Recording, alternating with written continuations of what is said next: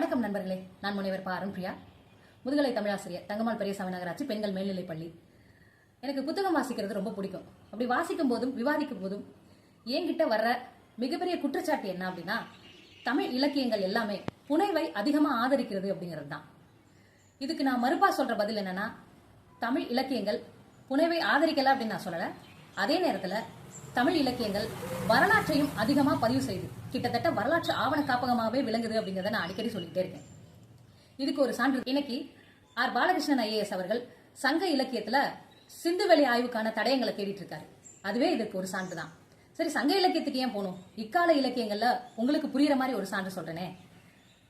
கவிஞர் வெண்ணிலா அவர்கள் எழுதிய நீரதிகாரம் அப்படிங்கிற மிகப்பெரிய பிரம்மாண்டமான வரலாற்று புனைகதை, எல்லை தாண்டிய பகிர்தல் அறத்தை முன்வைக்கக்கூடிய இந்த நாவல் ஒரு மிகச்சிறந்த வரலாற்று ஆவணமா விளங்குது. எதை பற்றிய வரலாறை பதிவு செய்து அப்படின்னா, நீரதிகாரம் என்பது முல்லை பெரியாறு அணை பற்றிய வரலாறை இன்னைக்கு முன்வைக்குது.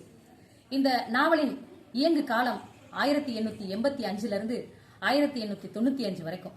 ஆனா அந்த 10 ஆண்டு கால வரலாற்றை மட்டுமல்லாமல் 140 ஆண்டு கால வரலாற்றை முன்வைக்கிறது. இந்த முல்லை பெரியாறு அணையை இன்னைக்கு வரைக்கும் நம்ம பயன்படுத்திட்டு இருக்கிறோம். அந்த நீரணையின் பயன்பாட்டை நாம் நுகர்ந்து கொண்டிருக்கிறோம்.